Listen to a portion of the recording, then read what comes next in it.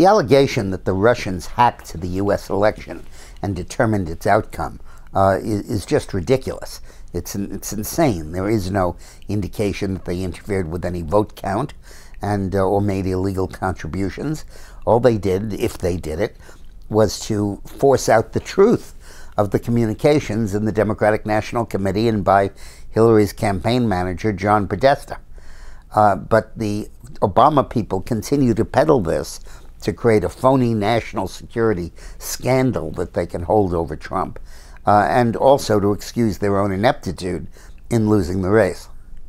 But it reminds me of a time when a foreign power did overtly attempt to influence the outcome of a U.S. election, and that was the 1996 re-election of Bill Clinton, where I was the president's chief strategist. For the record, I had no idea there was Chinese money involved. I knew that we were getting a lot of contributions, and I went to fundraisers, and there were a lot of Asian faces there, but that's all I knew.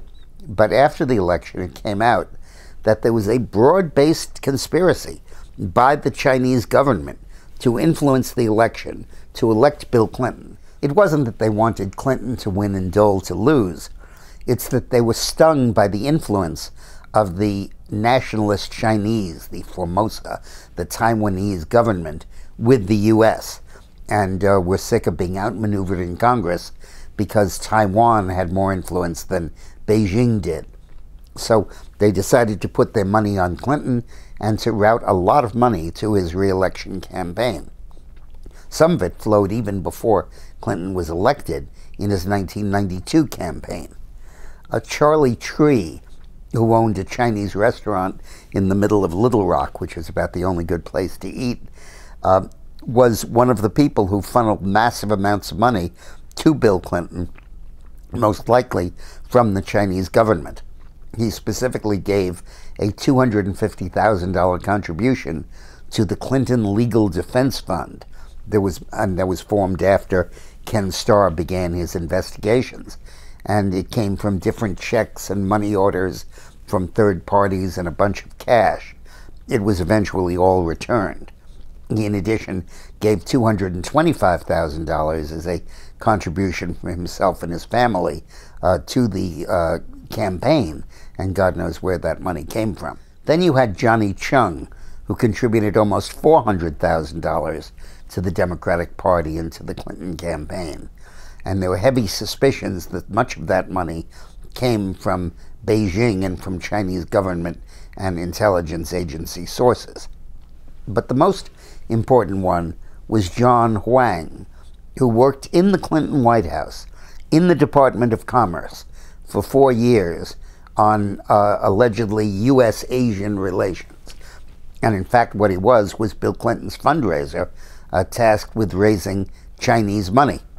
Over the course of the cycle, he raised $3.4 million, and that included a large amount from the Lippo Group, which was a foreign entity in Indonesia that was controlled by the Chinese government. And the Lippo Group contributions were then laundered through the United States, assigned American donors so that there would be a camouflage, and most of that money was then returned. The Senate Investigating Committee found that Huang had visited the Chinese embassy 9 times during the course of his service. And his close connection with the Lippo Group suggested that he was at the core of arranging these cash transfers.